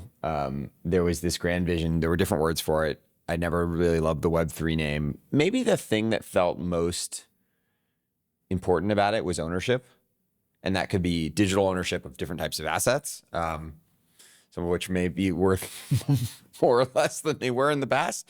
But even something as simple as users should own the networks they use, the tools they use. Yeah. Do you think that dream is dead? I don't think so. I mean, I think things are cyclical. And I think this is going to be a very cop-out answer, but I think things are cyclical. And I think, frankly, again, the tension between hype and reality in any space is such a dangerous thing. And you can only go so far in stretching the band towards hype before reality and impact has to catch up with it, or the band breaks and bubbles burst. And I think right now, us focusing on delivering value to the world through concrete economic tools that are empowering to people in the Western and non-Western worlds alike is so fucking important to actually building the means of bringing that back. So I'm feeling very optimistic because I've basically never seen crypto deliver so much value to the world in a way that wasn't necessarily what we tried. But I think this will come back, if only, and this doesn't necessarily mean the, crypto bros of old will come back. I think many of them have washed out forever because it's such a hard space to work in many ways. But I think if you give it, 10 years, and impact can wash some of the stink off of crypto, then like it just stands to reason that people thinking about what does ownership mean on the web is becoming more and more important. AI and general digital cognition is not going anywhere. Like these questions are becoming more important than ever. And we are building out, again, just a very important rail for reasoning with what does it mean to own things on this platform. So I actually feel very good because this is an essential question for the future. And now whether it ends up looking like what we thought Web3 was going to look like or not, I'm less, I've learned to be less fussed about trying to shape the market to my will rather than hopefully make forward progress in a positive way. Yeah, I guess my feeling is it sort of feels that crypto has barbelled, which is that there's the boring part, which is stablecoins, which basically can't have speculation. Yeah. I shouldn't say can't, but it's very hard. And then like wherever there can be any speculation, there's max speculation, which basically means trading. But this is the interesting, there's a good Vitalik tweet, which was some version of what we thought was going to happen. Crypto will become sane and start resembling normal markets. What actually happened, normal markets look like crypto. And so I think crypto has been a like forerunner and distillation of a lot of what's happening in the world. But I think you see it in so many other places. And maybe, in that sense, crypto, there's such a thing as crypto native culture. And I think it is like, a hyper concentration. It is the moonshine of the internet in many ways, where it just front ran what happens when you over financialize things to a large extent. Right. And when internet memetics take on an intrinsic importance. And I guess my point is, I think the barbell is real. I think in both cases, each side of the barbell is seeping out of crypto. I think prediction markets in many ways where a lot of the speculative liquidity from crypto, it's a bigger market because there are a lot of people who are using those in very different ways that have no relation to crypto. It's like, but a lot of the like folks who were dabbling in meme coins or prior to that in other spaces have recycled capital to move towards those markets. Yeah. And so you're seeing like two worlds meet there. And on the other side, on the stablecoin side, you're seeing two worlds meet of like, folks like me working with financial institutions and traditional global marketplaces to deliver real value to the users in that way. And so I think both sides are very interesting.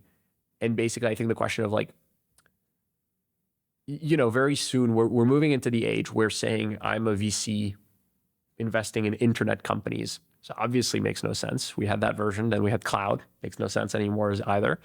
And we're moving to an age where saying like, I focus on AI, makes less and less sense.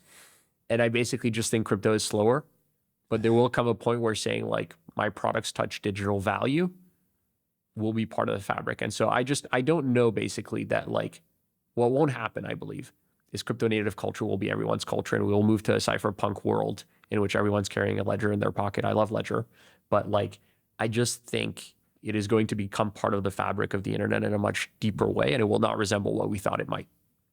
So yes, Web3 is dead. I think I agree with all of that. And the like, neither of those things is these more idealistic ideas of like users being able to own a network.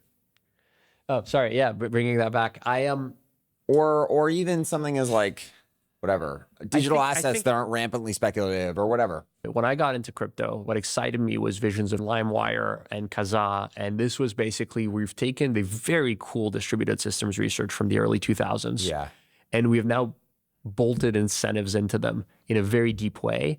And that will be the resurgence of federated and decentralized networks as the core substrate for building information. And like you see it even right now with the AI labs, the fact that we're in a, depending on how you look at it, version of an oligopoly for intelligence.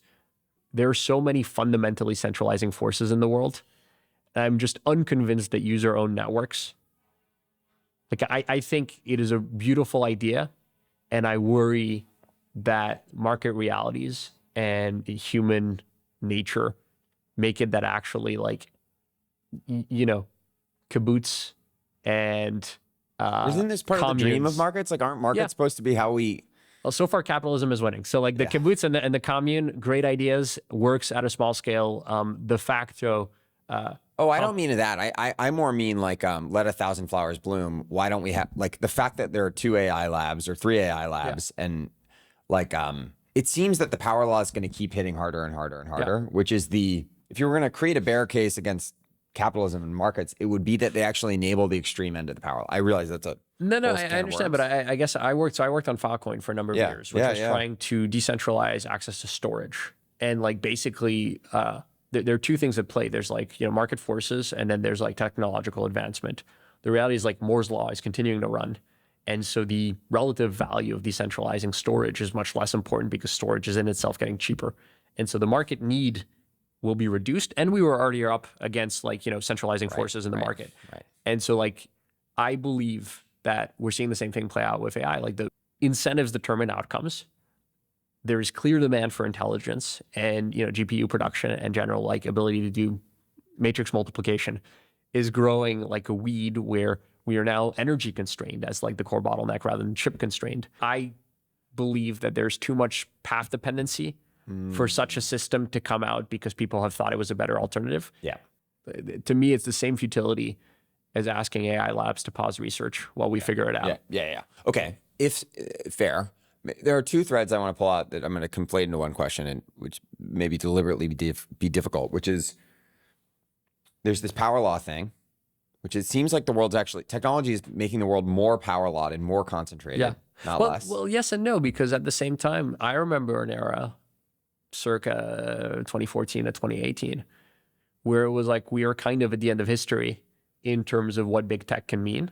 Like you've got the FANG at the time, and like no other big platform can compete. Like AWS has got the this, and Facebook has got the that. And that's just like clearly so not true anymore. Like disruption has come from left field.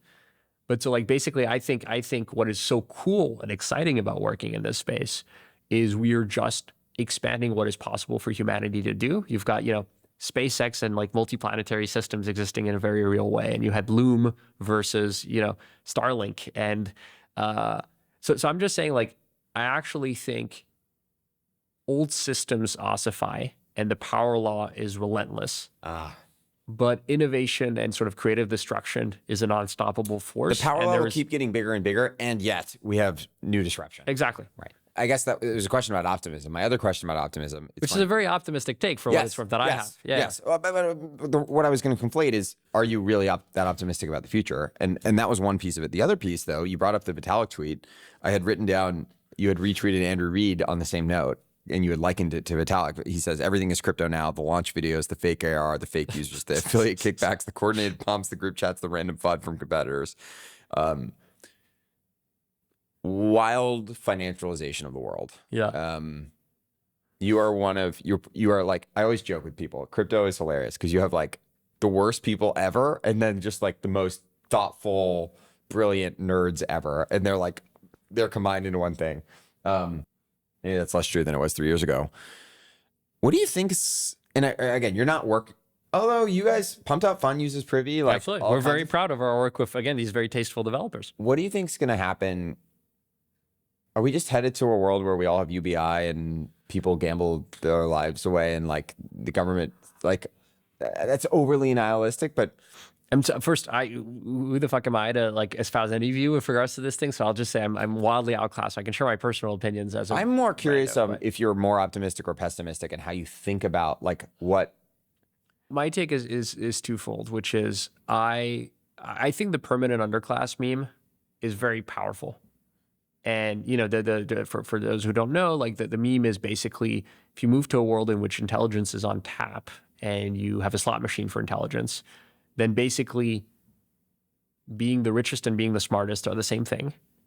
And there is no upward mobility anymore because how much capital you have by the time singularity comes around is the direct determinant of how successful you will be in the future. And that is, the escape from the permanent underclass is we have 2 years. By the way, a lot of the world, including probably a bunch of Europe, has believed this a lot longer than AI. For sure. Right. And I mean, this is like, this Marxist theory. I don't know. Like, but my point is, I worry a lot about like AI safety, but I also think humans are extremely resilient. And like, we're talking about something that is unknowable. That is the definition of the singularity. But I I don't know. I'll take that out of the equation for a second because that's another topic. I think my main response is I actually really believe in market forces and creative disruption and like destruction and the fact that like there are always ways of building newer, better things. And I think broadly the thing I'm most worried about is social upheaval as a response to these things. I think we are probably due a very big tech backlash. Yeah. And I think like, you know, France was never so innovative than in the post-war years. And it's very hard to think that it did not take World War II and the Shoah and all of these things to actually get us to a place where we could do this. So I think I'm basically like macro very optimistic about the future. Micro, I think the path to getting and to continuing is going to be a little rough. And like I'm very worried about how polarized things are and how much stock people are putting in things that I think are like just everything has become a litmus test for like just that's the definition of polarization. But like I worry that the path to getting there is going to be a little bloody. Is there anything we can do about it? The point is to say like I think being intellectually consistent and nuanced across both sides, because nothing is ever as bad or as good as it seems, is the only thing I can find to like deal with it. And so if you're utterly convinced about something and you can't be spoken out of it, I would treat that with extreme caution because it probably means you're wrong. Thanks for bearing with me on the the existential question. Sorry, I'll just come back. Like I'm trying to think about this as a you know, thinking about this for my kids. I have very young kids, and like I think the main thing I'm trying to do is make sure they are agentic, like make sure that they feel like they have the power to change things around them. And again, I've grown up with so much privilege that's easy for me to think so. But the point is that remembering that the folks who are making the rules are no smarter than you are is, I think, such a powerful reminder that you should try and be an actor rather than a victim of events. How do you teach that? I think through small things. I think it's like, you know, my son is like super into the Eiffel Tower, and we made a bet that I lost, and so we're gonna go to the summit of the Eiffel Tower. It's like just showing. What's the bet? I honestly forget what the exact bet was, but the point is like showing him that like I take him seriously as a kid, and that like basically I'm putting stuff on the line in the relationship. In this case, like we get to go to the Eiffel Tower together. It's not a terrible like loss, but I think the way to prove it is to have him question things and not to say like have him question things and have him be an agent. So like if he wants to ask someone something on the street, he has to go and ask someone something on the street. There is a low-hanging fruit joke about how you're teaching your kid to be a wild gambler. True.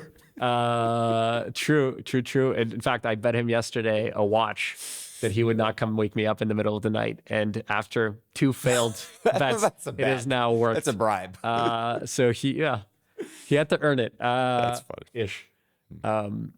But so I think in that sense, like, you know, there's the thing that maybe pisses me off most with tech is like Gell-Mann amnesia. Like, you know, Gell-Mann amnesia is you read a newspaper column, you think, oh, I know about this field and this is all bullshit. And then you read another column that you don't know about and you take it as gospel. Yeah, I'll do it. And I think like tech tends to forget this. And I think like the way in which extraordinary tech leaders then think they know everything about everything is a little odd.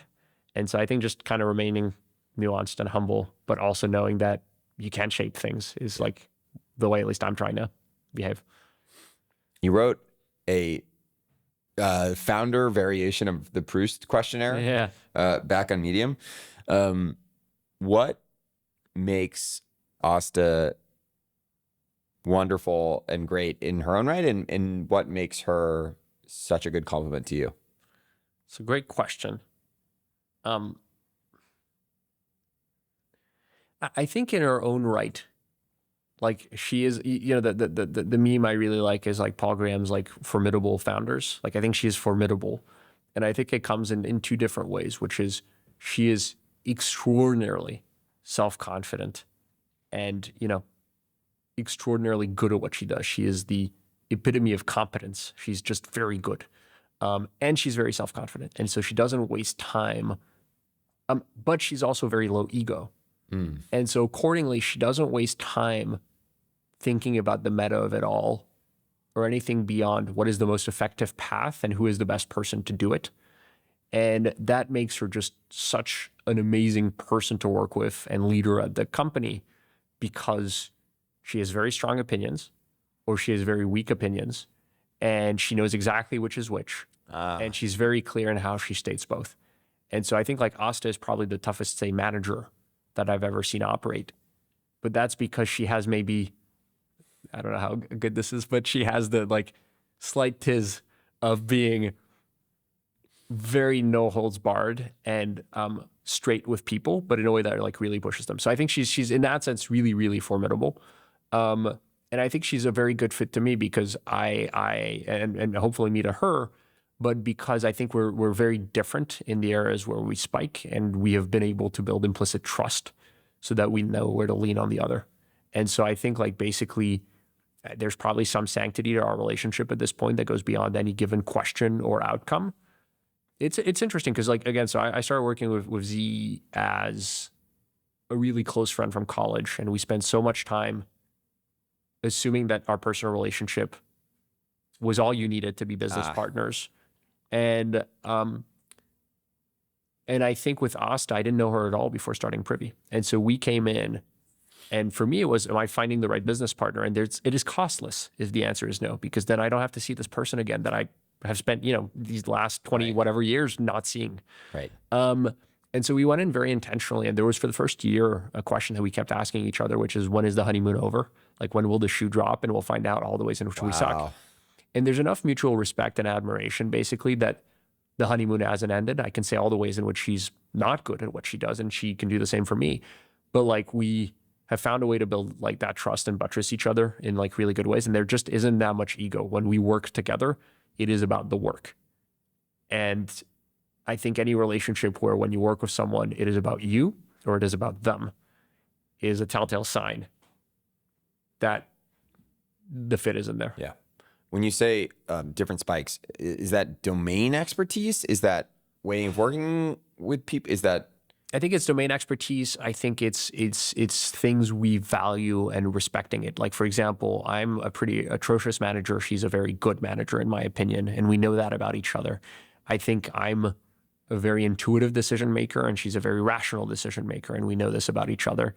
And so I think it's in the ways that we operate. And then obviously spikes. Like, I understand parts of the crypto market exceedingly well, but I can't hold a candle to how she operates technically and the way she's been able to like scale the system in a huge way. Like the way Privy has scaled, on a relative basis, kept 4.9's uptime like throughout our existence, basically through periods like fintech where we had week on week like 40x the traffic for multiple weeks on end, is so impressive. Yeah. So it's stuff like that. You have this three-headed dragon of very impressive people at Stripe, Patrick and John, and then Will Gabrick, who's maybe a little less known. What have you learned from those guys? So I'm really impressed, and I genuinely like really enjoy working with them. The three of them, honestly, a lot of them is operating as a triumvirate. Yeah. And the way in which they operate together is pretty wild and impressive to see. Like the force multiplication that you have is like really great. And I think I've probably learned a few things. One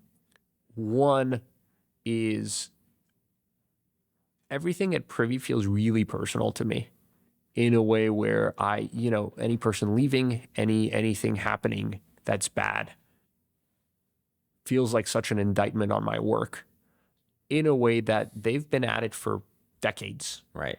And so there is a sense of steadiness from them.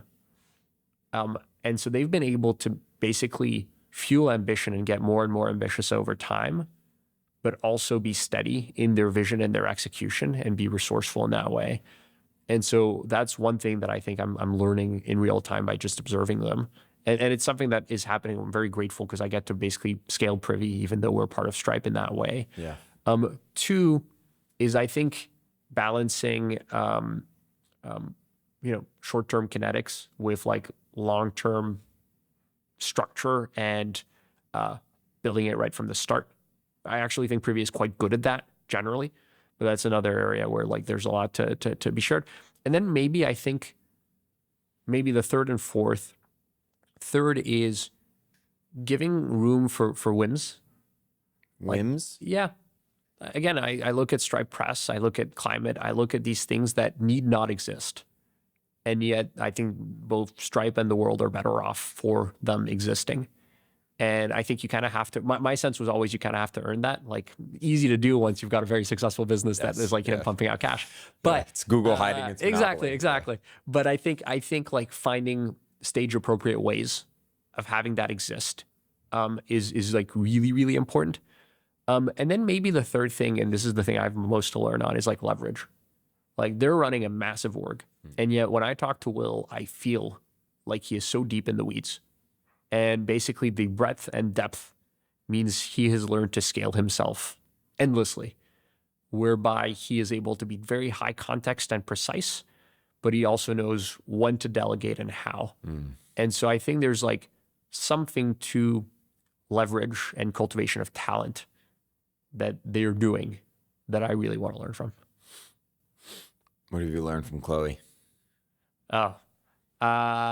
Many things. I think Chloe's interesting because she's endlessly pragmatic, and she's both very intellectual and drawn to like, all the things that we've talked about, but she has very low patience for conversations that spin and don't lead to outcomes. And so I think basically some versions of like proper impatience with like, all right, like, should I get off the pot? Like, where are we driving here? And what is the thing that we want to get to? One. And then I think she is also just much more like civically minded and like thoughtful about like bigger like societal ramifications. Like, she reads economics books for funds, and in that sense, she is much more Collison-like than I am. But I think thinking about like, what are repercussions of what we're building, and broadly the interplay between like private and public is something that she's taught me a lot of, beyond the like, infinity many things that we've learned in like, 20 years of shared life. Just a few final things. You worked on the declassification engine at Columbia. Yes, this is Can you true. tell us a little bit about what was interesting about that? It was very interesting, and it's such, I worked on two things that are now, were AI related and that are now so quaint, which is so interesting. But one was a system for training machine learning models. At this time, it was Markov chains. So this dates, I guess, where we were at in like the NLP terms. But it was training it on Yelp data to try and work with the U.S. Department of like food. I forget what it's called. Sorry, New York Department of Health and Safety, something like that, but like basically food health. And the point was to look at Yelp reviews to try and figure out what restaurant kitchens should get inspected because they're making people sick. Wow. And like, the interesting problems were like, sick can mean like very different things depending on intonation and sentence. And so we have to train the models in interesting ways. Again, 20 minutes of vibe coded agentic work today, which was like a research project. So like the space moves. The declassification project was a similar thing, which was, can you actually take redacted government papers and try to declassify them based on basically like interpolation from other papers that have been declassified? Can you basically correlate data across different FOIA requests to try and understand what's going on behind the scenes and take, a best guess? This is how I remember it in any event, as to what's happening under the hood. And so it was both a like data structuring problem. There's like, just the classified data is a mess. And so how do you actually look through the full archives to reconcile things that maybe have already been declassified here, but not there? And it's an inference problem of like, Cuba's Fidel. There's probably one word that's going to come after that one, and it's like pretty easy to tell what it is. But so how do you actually like infer the likely piece behind it? And it begs an interesting question, which is things are overly classified in many ways. Yeah. And so how do you get to a better standard? And again, like, I actually think this is back to how do systems evolve. You could spend some time coming up with a better classification system, or you basically introduce a new process of declassification. And like, this is where obviously bureaucracies kind of go wrong, both in private and public sector, which is you create a solution to fix a problem when you should have just fixed the problem in a sense. The solution, yeah. In what way are you most French? I don't know. I think probably some amount of innate skepticism around like, vision and things like that. There's a very like Jesuistic mindset to not getting like overly sold on these things. I think probably whilst I'm extremely capitalistic at heart and believe in the importance of like, call it private enterprise in moving the world forward, I know what great government services looks like, and the extent to which I've missed them in many a place in the US. And then probably like there's a lot of stuff around food, like bread sucks here. There's the sanctity of like having a great meal probably is like some version of it as well. But yeah, stuff like that. What's the best French film? Oof, Or at least your favorite? such a hard question. I've got impossible question. I'll give three that are very different parts of the spectrum. Even better. Three that are different parts of the spectrum. Like the very wonky cult classic equivalent of like Scary Movie, but like with a French humor, is called like The City of Fear, La Cité de la Peur, which is like an old, like I don't think it would be funny to anybody not French, and I don't know if it would be funny to anybody Gen Z. Got it. But that is an open question, and that is like a very quintessentially French movie. There's old movie called The Rule of the Game. The Rules of the Game? Yeah. Sounds right. That is a great like French classic. And then probably the third would be like more recent. There's a movie called like Heartbreaker with Romain Duris and Vanessa Paradis, I don't know it. which is a very good like French rom-com about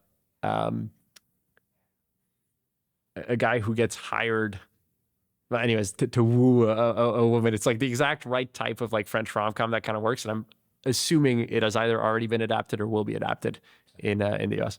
Great. Can you tell us about your watch? Yeah, so I'm the descendant of a very famous. No, I am. This is a watch I find really cool. I am. Sean McGuire is the last Sequoia name drop of the session. Get through them all. But is the investor that we worked very closely with Josephine Chen at Sequoia, a really good friend, and had this watch that was like awesome and quirky, and I lose shit all the time, and so this is the watch that I've actually not lost in a long time, but that is just something I like. My last question: You are very principled despite all the pragmatism. What do you hope to never compromise on?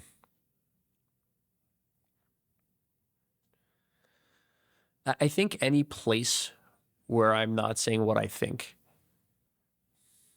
hurts me a little bit. Yeah. And so that isn't to say like I say relatively few things. I'm quite private, and I think like being silent is, I think, a very good default mode of operation. Like, how do we save the world?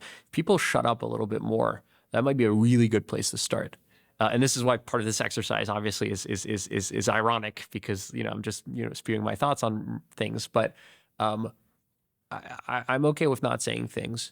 I think being asked to say something I don't believe is like very, very hard for me. And so I think you probably see me get physically uncomfortable in those like places.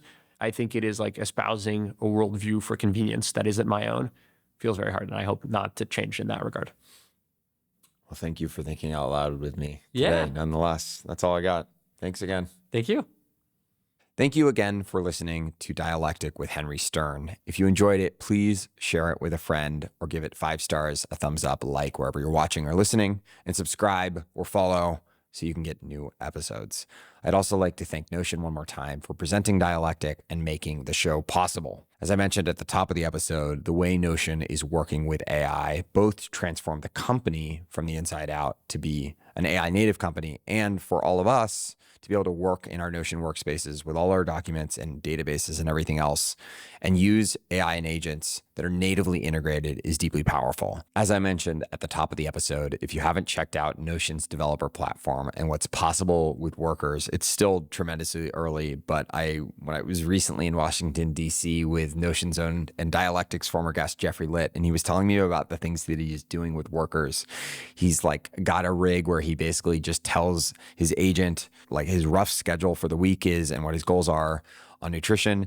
It builds a meal plan. It contacts Instacart and orders all his groceries. It's totally crazy. Things you maybe have seen people do with tools like OpenClaw is now possible thanks to Notion workers. And again, it's integrated with the place where all of your work, all your documents, and all your data actually already live. I think people have just scratched the surface, and I'm excited to play around with it more, both in terms of my day-to-day life and how I prepare for and release dialectic episodes. The combination of Notion AI, custom agents, and workers have made it truly on the level with the most frontier AI tools that exist. The team's also growing fast, so if you're interested in working with them, you can reach out to me at work@jacksondahl.com, and I can hopefully route you to the right person if it's a fit. As always, you can learn more at notion.com/dialectic.